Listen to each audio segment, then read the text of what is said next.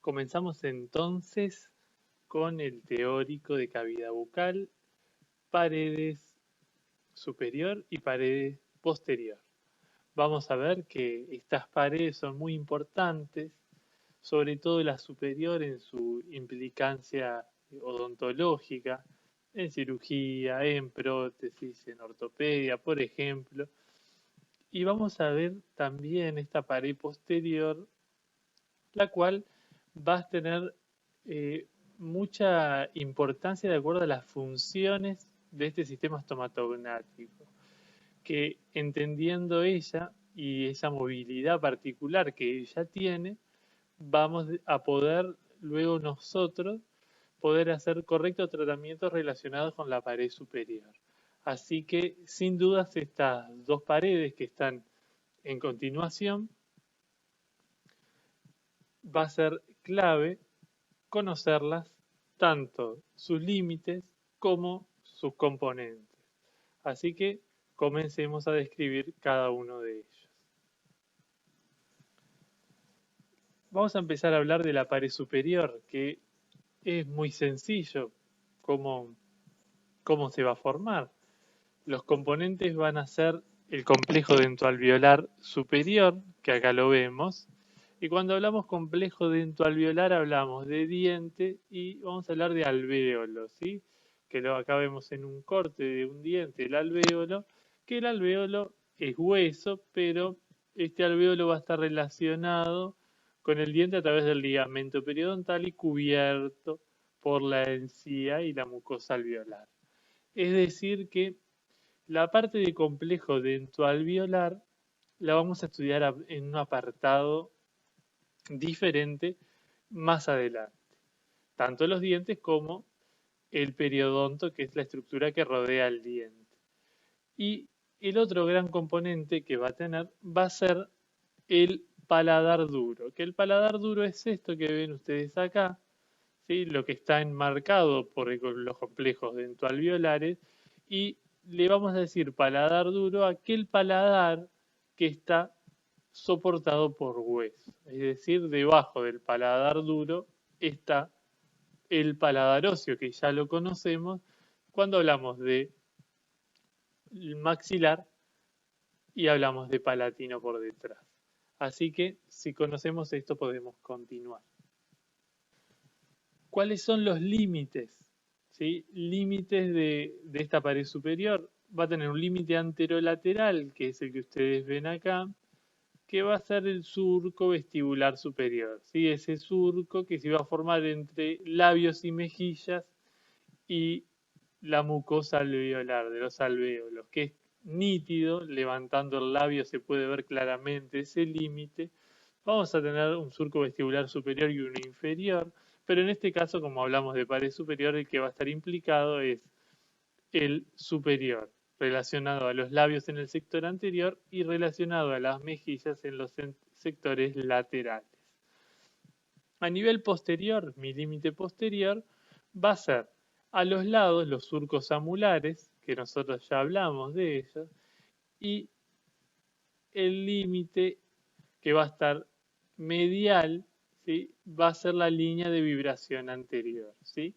Que va a ser esa línea de vibración que va a estar reflejada en la mucosa del paladar, relacionado a este borde posterior de las láminas horizontales de los palatinos. Así que si hablamos de surco amular, ya nosotros conocemos este surquito que se ve acá, formado entre maxilar, formado entre el sector inferior de las apófisis pterigoides, de las láminas de las apófisis pterigoides y la apófisis piramidal del palatino. ¿Sí? Que ese era el tercer componente de estos surcos amulares. Luego vamos a definir un poquito más lo que es esta línea de vibración anterior. Entonces, la estructura de esta pared superior va a tener primero una capa mucosa, ¿sí? Una mucosa masticatoria, una mucosa que va a ser similar, prácticamente igual, a la encía, así que no tenemos un límite entre encía y la mucosa del paladar duro. ¿Qué accidentes vamos a encontrar? Vamos a ver una línea blanquecina, que es el rafe palatino, ¿sí? Es una inserción de la mucosa prácticamente en el periósteo del paladar óseo, que a esta altura podemos encontrar lo que es torus palatino, que luego vamos a ver qué es. Vamos a encontrar un abultamiento que se llama papila incisiva. Esta papila incisiva va a estar sobre el agujero incisivo, que se acuerdan que es un agujero que nosotros ya lo conocemos, comunicación de cavidad bucal con cavidad nasal, y a los lados de esta papila incisiva vamos a encontrar las arrugas palatinas, que son en general de 2 a 8, y también es una referencia para, por ejemplo, trazar una línea media ósea del paladar. ¿Qué es lo importante de esta papila incisiva que nombramos anteriormente? Es la aplicación tanto en prótesis, ya que hay una distancia de la papila y los dientes, más o menos, que se respeta, así que donde vamos a colocar estos dientes en caso de que el paciente no los tenga, la situación de la papila va a ser la que nos va a dar una idea de dónde podrían estar los dientes, aunque hay otros parámetros para colocarlos. También tiene una implicancia quirúrgica, ya que la técnica anestesia a los nervios nasopalatinos que pasan por este agujero se van a dar en los bordes de esta papila. Así que continuamos. Si hablamos de torus palatino, hablamos de esos crecimientos que se dan a nivel medio, ¿sí? Crecimientos socios no patológicos que pueden estar en el paciente, que a veces los nota, a veces les parece normales y no les dificulta el habla, pero pueden dificultar, por ejemplo, la elaboración de una prótesis que tenga que tener una parte de acrílico en el paladar.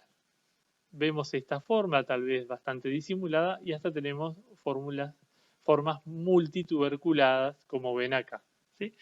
Que en general vamos a tener que indicar una cirugía de esto, ya que puede afectar no solo la situación y dónde va a estar localizada la prótesis, sino problemas de habla o de otras funciones, como puede ser la deglución, donde la lengua tiene que tener un apoyo en ese sector.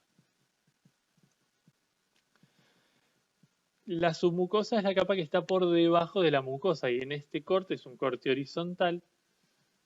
Está bueno poder ver la capa mucosa, que la tenemos bien rosado, ¿sí? Que la vemos acá, y ver cómo a nivel del rafe, ¿se acuerdan de esta línea que estaba en el medio? La submucosa es muy finita, prácticamente no hay submucosa, y a los lados ya la submucosa sí se hace más gruesa. Por tanto, las anestesias que demos en el sector sagital, como van a ser la anestesia al nasopalatino, como dijimos anteriormente, no voy a tener tanto espacio para el líquido anestésico, así que hay que hacerla con mucho cuidado, ya que las presiones que van a ser generadas no van a ser disipadas tan fácil como puede ser alguna anestesia que den los sectores más laterales, donde hay espacio un poco más para el líquido anestésico.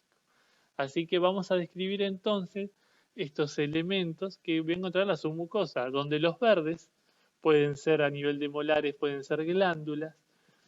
Lo que está en amarillo van a relacionarse con los nervios y lo que está en rojo con arterias. Vamos a describirlos. Así que esta submucosa, acá cortamos la mucosa en esta imagen, vamos a tener una zona grasosa, ¿sí? Una zona grasosa que va a estar dedicada al sector de premolar, canino e incisivos, y una zona glandular que es todo esto que ven acá de glándulas palatinas, ¿sí? El límite entre ambas, más o menos, sería el primer molar superior, ¿sí? Esas glándulas palatinas son glándulas salivales menores, ¿bien? Son glándulas salivales menores. Así que nosotros vamos a ver como arterias y nervios importantes de este sector el nasopalatino, ¿sí? El paquete neurovascular nasopalatino, pues también va a pasar la arteria, la vena, ¿sí? Que ya lo vimos salir por el agujero incisivo hasta nivel de canino y aparece por el agujero palatino mayor el nervio palatino mayor para inervar todo el paladar duro. ¿Sí? Acá tenemos el agujero palatino mayor, que si ustedes se acuerdan estaba en relación a el hueso palatino y el hueso maxilar. ¿Qué tengo que recordar? Y bueno, cuando me enfrento a estos nervios, ¿qué información tienen? Sabemos que ambos tienen información para la mucosa, y fibras sensitivas, esteroceptivas, y a nivel del palatino mayor, como va a estar relacionado con ciertos sectores gustativos del paladar, va a tener fibras gustativas, que en este caso como el trigémino no las tiene, se las va a dar el facial, esto ya lo sabemos. Así que tiene fibras gustativas del facial, y también como tenemos glándulas palatinas, va a tener información tanto parasimpática del facial también, ¿sí? A través del ganglio pterigopalatino, ya que es una rama diferente del ganglio, y también va a tener información simpática. En caso de no recordar esta información, viendo el teórico de facial, van a salir todas esas dudas y comprender esta inervación. Ahora, importante entonces acerca de esta pared, tanto la aplicación quirúrgica con la anestesia, ¿sí? Ya vimos que por el agujero palatino mayor es una anestesia que se da en el sector palatino del último molar erupcionado, que no, donde el paladar deja de ser horizontal y vertical, eso lo van a aprender luego, y es una anestesia que no tiene mayores complicaciones, es una anestesia que, como vimos, la submucosa tiene cierto espesor, así que permite la difusión del líquido anestésico. En cambio, en el nasopalatino, ¿se acuerdan que a nivel medio el paladar duro estaba bien adherido a ese periósteo del paladar óseo? Por tanto, esta anestesia al nasopalatino es una anestesia muy cuidadosa para dar, es una anestesia que hay que hacerla con mucha delicadeza, ya que si se hace de manera rápida y brusca puede dañar estos tejidos del paladar.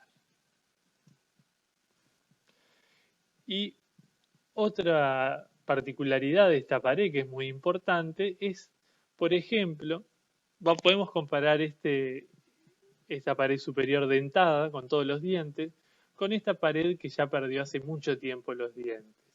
Y se acuerdan que este proceso alveolar, que en este caso tiene los dientes, deja de serlo y queda un reborde alveolar residual, que eso después lo aprenderemos con periodonto, pero podemos ir recordando que este proceso reborde alveolar residual va a tener una reabsorción ósea. ¿Se acuerdan que el hueso alveolar desaparece cuando el diente deja de estar allí? Y va a tener una reabsorción de afuera hacia adentro.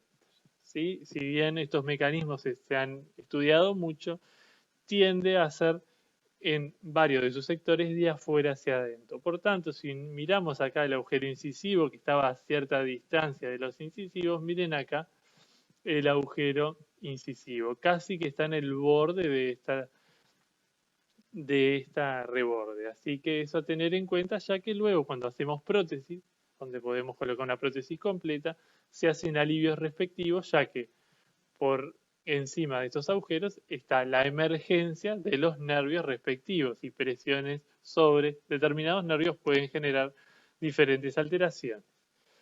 En este caso, vemos un paladar bien semicircular, como un semicírculo, no tanto como este que es más ovalado, que es un paladar de un niño. Es un paladar que se ven dientes temporarios como esto, acá se ven los alvéolos de los dientes temporarios, y se ve la sutura que vemos acá palatina media. ¿Se acuerdan? Sutura palatina media formada por los bordes mediales de las apófisis palatinas del maxilar, de los maxilares derecho e izquierdo, y los bordes mediales de las láminas horizontales de los palatinos derecho e izquierdo. Si recordamos eso, vamos a recordar que las suturas responden a estímulos mecánicos, y en este caso, dada la disposición sagital, va a contribuir en el crecimiento en ancho de la pared superior y del maxilar.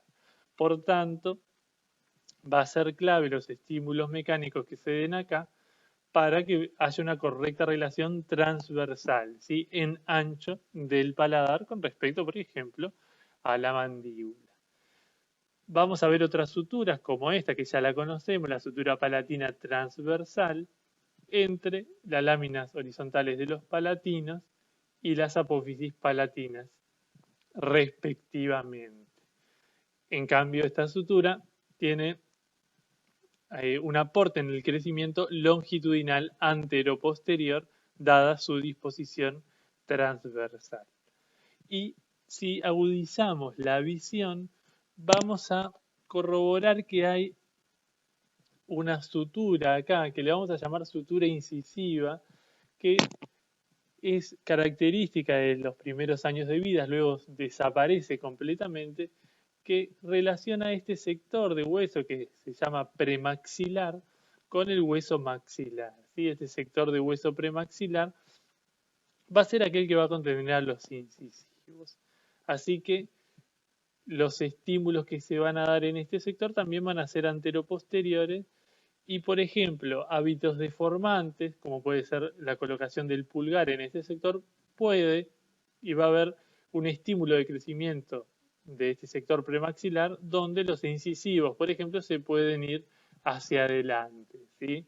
Así que a tener en cuenta que esta sutura es activa en las primeras etapas y tener en cuenta que esta sutura la vamos a llamar incisiva. Ahora, alteraciones, ¿sí? Alteraciones en las presiones que van a estar relacionando esta pared pueden ser las que vemos acá. Acá vemos una arcada con dientes permanentes, ¿sí? Una arcada superior, un paladar profundo, ¿sí? Que cuando es muy profundo, no creo que sea este caso, pero no anda lejos, se puede decir que son paladares ojivales, ¿sí? En las personas con cara larga, los paladares tienden a ser más profundos. Entonces, nosotros vamos a ver que esta característica del paladar profundo es una característica típica del respirador bucal. Nosotros, ustedes fíjense en este momento mientras escuchan el video y no están alimentándose, por ejemplo, su lengua puede estar apoyada sobre el paladar duro mientras ustedes respiran por la nariz. Pero si respiran por la boca, su lengua está descendida y no está contactando acá. Por tanto, los estímulos que se van a dar de esta sutura para que crezca en ancho no van a estar. Así que el maxilar tiene una limitación de estímulos para que pueda crecer en ancho. Si miramos esta foto, este corte transversal, nosotros podemos sospechar que la lengua tendría que estar acá.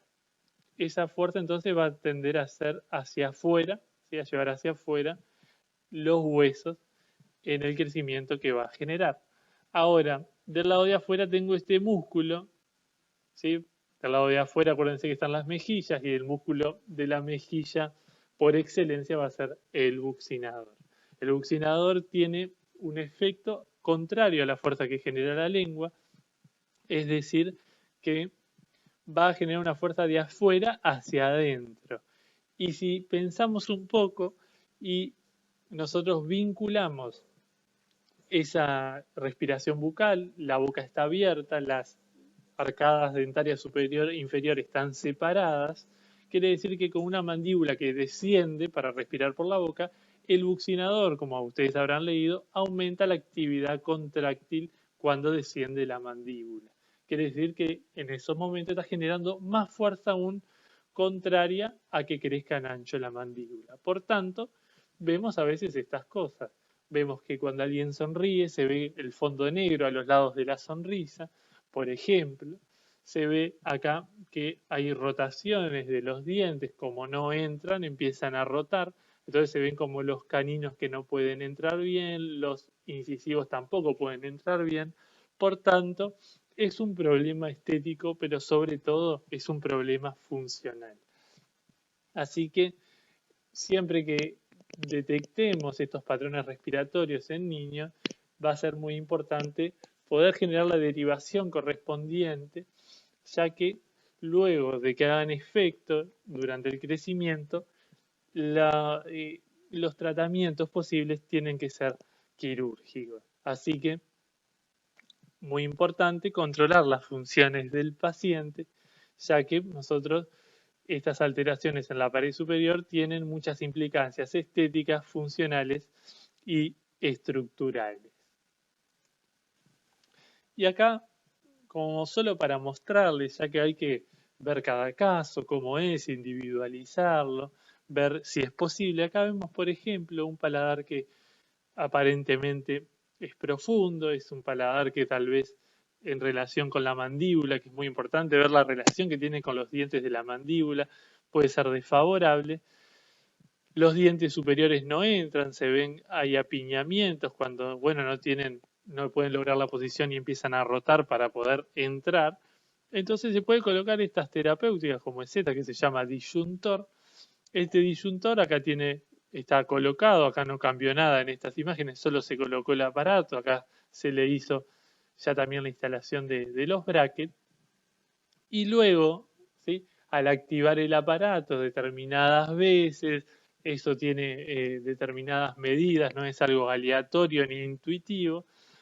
Esto luego de hacerlo determinadas veces, ven cómo aumentó la distancia del tornillo y ven entonces cómo se ve que aumentó también en este sector de incisivo. Aparece un diastema, un espacio que es muy antiestético, pero aparece un nuevo espacio, aparecen espacios que los dientes tienden a alinearse mejor y una vez terminada la ortodoncia se ve un alineamiento correcto y un cambio de forma de la arcada. Pero esto es muy importante, saber la indicación precisa, hacer un diagnóstico preciso y controlar las fuerzas directamente que vamos a actuar, ya que un error de esos puede generar cambios totalmente distintos a lo que estamos viendo acá, siendo muy nocivos hasta poder perder piezas dentarias.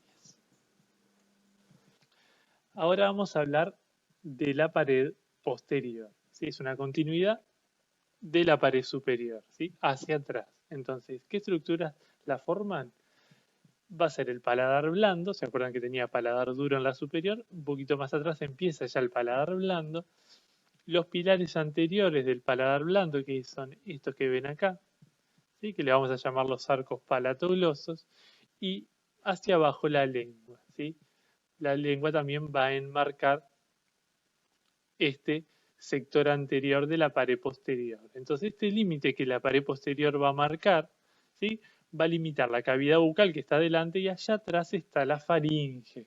Por tanto, ese portal que nosotros ahí lo vemos, es el pasaje de una cavidad a la otra, le vamos a llamar istmo de las fauces. Y si lo queremos limitar, lo vamos a limitar de esa manera en cada una de las imágenes, ¿sí? Paladar blando, ¿sí?, por detrás del paladar duro, arcos palatoglosos a los lados y base de lengua.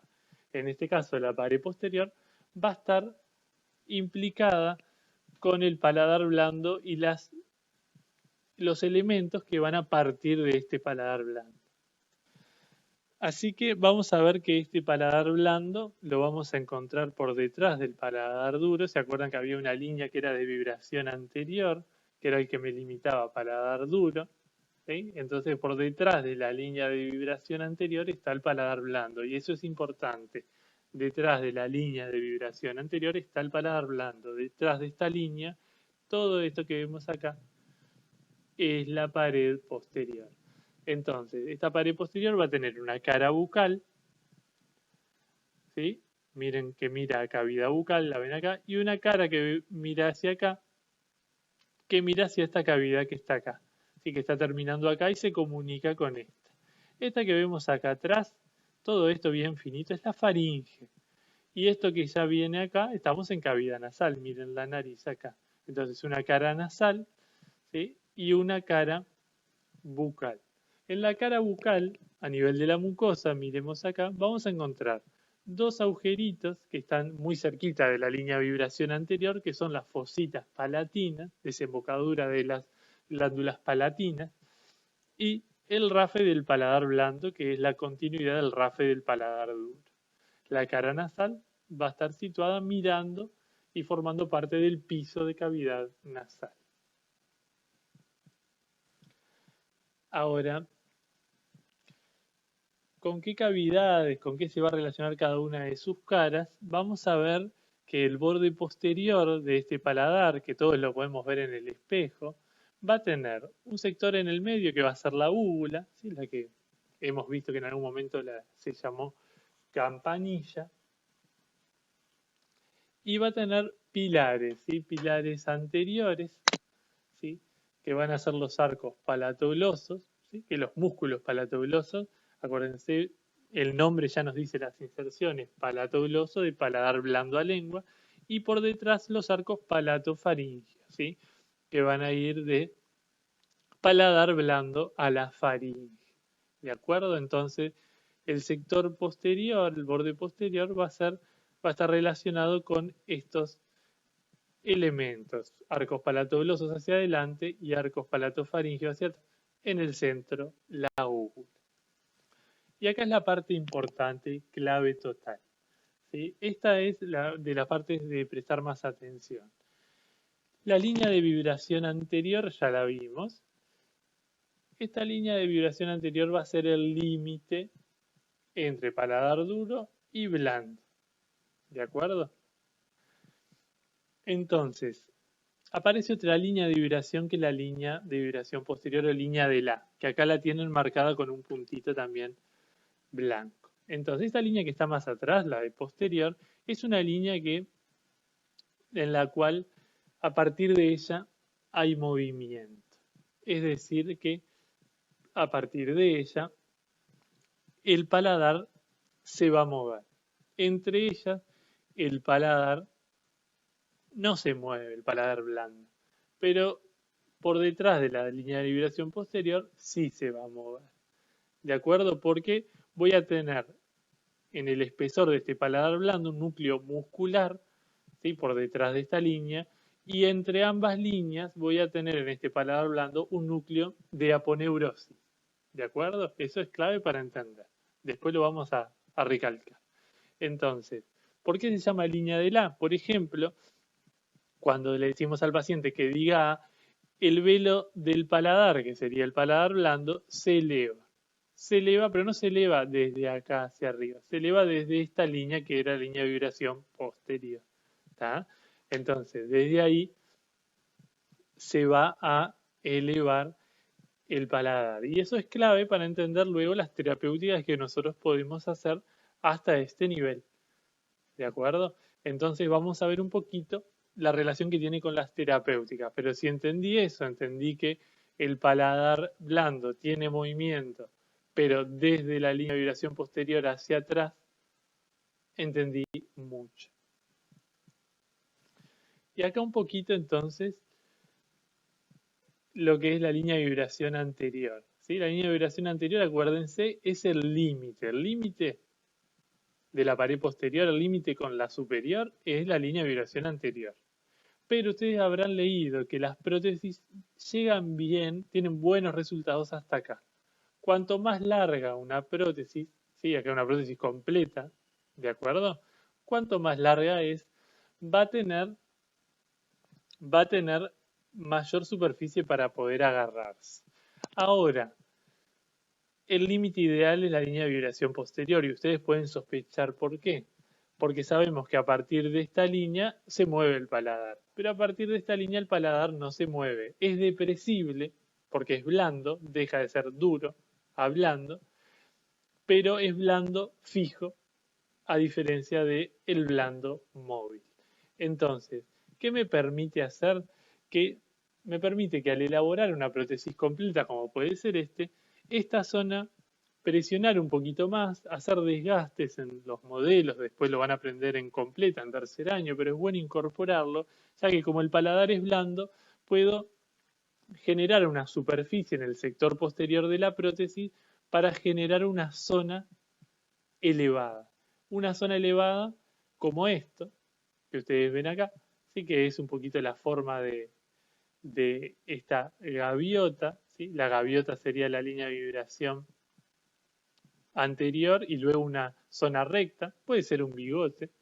Así que por aquí nosotros vamos a encontrar que esta zona va a estar elevadita, ¿sí? Entonces, esa zona nosotros le vamos a colocar más material, que eso se hace, luego ustedes lo van a aprender correctamente, pero permite ese tejido, como es blando, elevarse un poco más y sellar esta zona. Entonces queda como elevadito los bordes laterales, anterior y elevadito atrás, para generar una especie de ventosa. Genera, hablando mal, una ventosa, ya que la anatomía del sector posterior de la prótesis, que sería el espacio entre ambas líneas, miren la forma de esto, es la forma de esto, permite que se eleva, porque acuérdense, entre ambas líneas estoy en paladar blando fijo. Entonces, por delante de la línea vibración anterior es pared superior, paladar duro, por detrás de esa línea paladar blando fijo y por detrás de la línea vibración posterior paladar blando móvil. En el caso de hacer más larga la prótesis, como acá esto se va a mover, va a entrar aire y la prótesis automáticamente se desaloja. Lo mismo acá, entonces, esta zona, ustedes van a ver que se llama zona del sellado palatino posterior, ¿sí? Esta zona que ustedes ven acá, o zona del dique posterior. Y ese dique va a estar acá.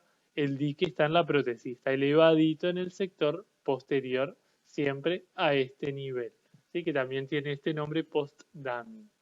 Así que si entendí eso, entendí las líneas de vibración que divide cada una, ¿sí? Puedo estar tranquilo de que voy a hacer tratamientos correctos en prótesis completa. Ahora, la pared posterior tiene varias capas, ¿sí? Va a tener una mucosa bucal, ¿sí? Que ya la describimos con las fositas palatinas, es amarillenta, cambia de color con respecto a la de la pared superior, una submucosa con muchas glándulas, ¿sí? Que las vemos acá, con vasos y nervios que salen, por ejemplo, de los agujeros palatinos menores. Voy a tener una capa músculo-aponeurótica y voy a tener la mucosa nasal. Así que vamos a detenernos un poquito en esta capa músculo-aponeurótica, que tal vez es la más compleja, pero vamos a tratar de entenderla. La capa músculo-aponeurótica se va a conformar en este esquema, que ustedes lo ven acá, de esta forma, que va a ser una capa músculo-aponeurótica, ¿sí? Que la va a formar la aponeurosis palatina, que sería este sector blanquecino, y va a tener músculos, una capa muscular, que van a ser músculos extrínsecos, los palatoglosos, que serían estos que van acá, es una vista desde adelante de este esquema, los palatoglosos, el tensor del velo del paladar, que sería este, que es rojo y blanquecino, muy importante entenderlo a él, que también ya lo conocemos, el elevador del velo del paladar, que acá lo vemos, y el palatofaringio por detrás. Músculo intrínseco será la úvula, ¿sí? Que sería uno cortito que está relacionado a la úvula. Para entender bien esto, tengo que entender este hueso. ¿Sí? Yo creo que entendiendo efenoides, ustedes van a entender bien cómo se disponen estos músculos, sobre todo el tensor, que es clave para entender esta pared. Entonces, a ver si podemos ver esto y localizar estos músculos. La aponeurosis palatina es ese sector blanquecino que va a estar en el tercio anterior de este paladar. Si este paladar blando yo lo divido en tres, me queda un sector acá medio pálido, ¿sí? Un sector rojo vivo y un sector blanco o celeste en este caso. Entonces, este tercio anterior va a ser la aponeurosis palatina. Entonces, para entender la aponeurosis palatina tengo que entender el tensor del velo del paladar.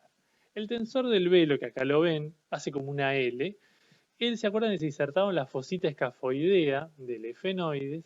Descendía del borde posterior de la lámina medial de la apófisis y a nivel del gancho pterigoideo se dirigía hacia medial, ¿sí? En abanico, con el del otro lado se unían en la línea media. Bien. Entonces, cuando esto se contrae, esto tira para arriba del músculo porque se va hacia su inserción ósea y esto que está horizontal se va hacia lateral. Así que termina tensándose, no genera un movimiento, ¿sí? de desplazamiento del paladar, sino que genera tensión.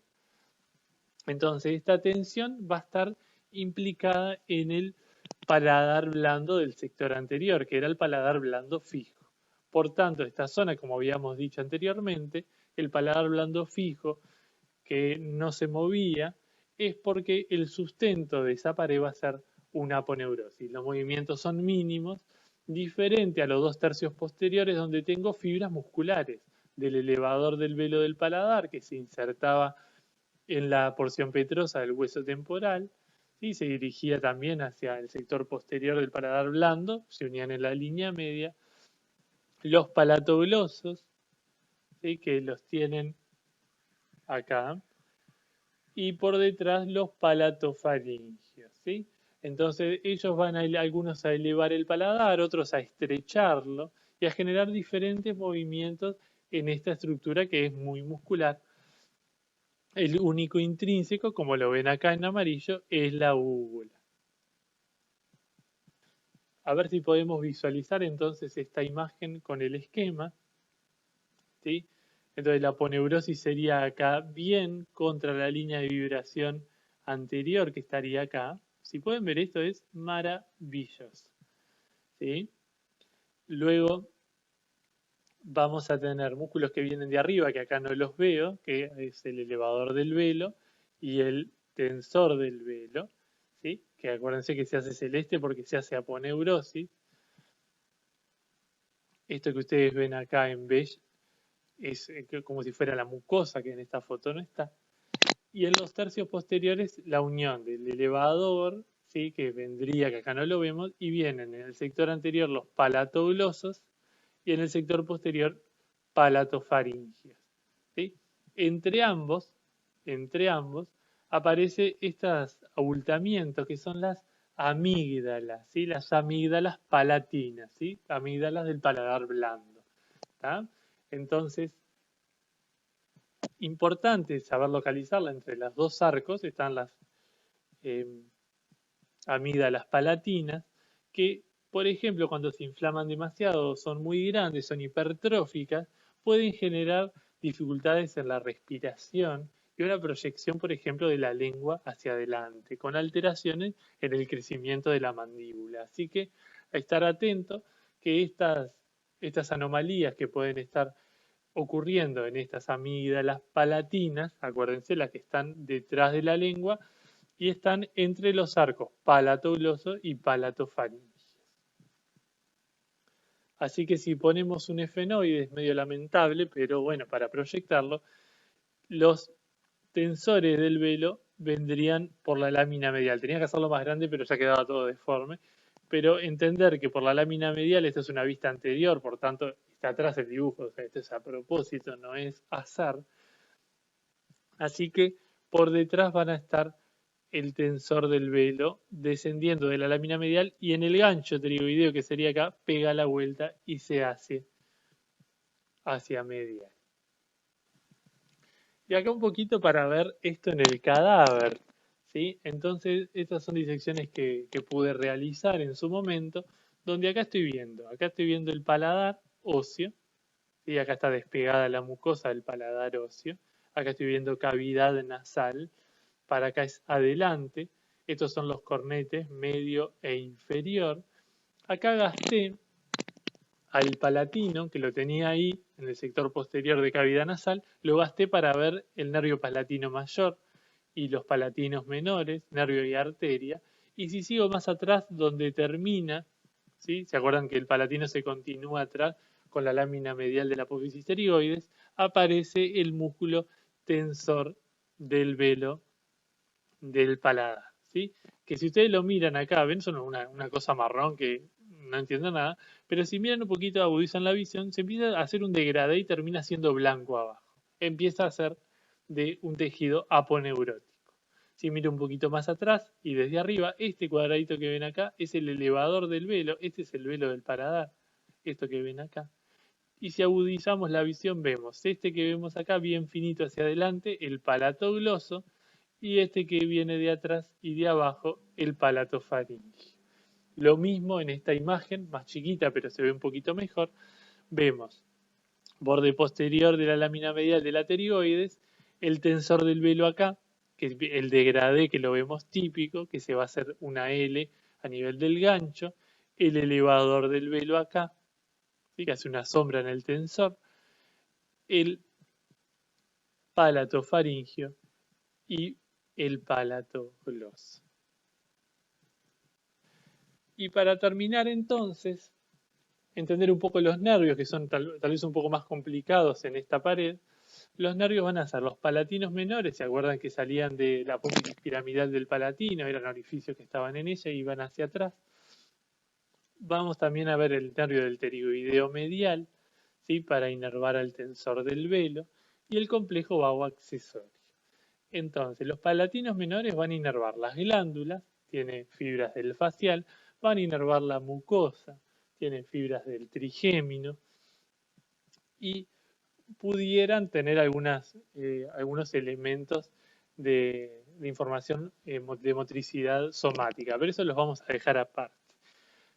El nervio del pterigoideo medial, como dijimos que sería este que está acá, va a dar una ramita, que acá la vemos, al tensor del velo. Miren el tensor en el borde posterior de la lámina medial, acá cavidad nasal, muy parecido al cadáver, esta foto, muy similar la toma. Miren el gancho, miren cómo doblan el gancho pterigoideo, es bárbaro esto. Y me queda el complejo vago accesorio para la próxima diapositiva. Las arterias principales van a ser la arteria palatina ascendente, que acá no la vemos, ¿sí? Que va a ser una rama de la arteria facial, y la arteria palatina menor, las arterias palatinas menores que la vemos, que van hacia atrás desde los agujeros también. Solo para terminar, el complejo vago accesorio, si ustedes se acuerdan por el agujero yugular que pasaba el vago y el accesorio, ¿se acuerdan que el accesorio, ese tronco del accesorio salía y se iba a unir a una rama del vago, que se acuerdan que este es el vago, y el vago hace un plexo, ¿sí? Un plexo faríngeo donde va a dar ramas, ¿sí? Esas ramas va a dar ramas, como ustedes ven acá, miren acá, va a dar ramas a músculos que van de la lengua al paladar, palato gloso, de la faringe al paladar, palato faringio, y este que viene más desde arriba, el elevador del velo del paladar. Así que más o menos acá podemos ver estos músculos implicados en el paladar blando, cómo tienen la inervación por el complejo vago accesorio. Así que es el accesorio que se une al vago y en el plexo faríngeo del vago da su inervación. Y si entendimos esto y estas relaciones entre ambas paredes, hemos terminado esta clase.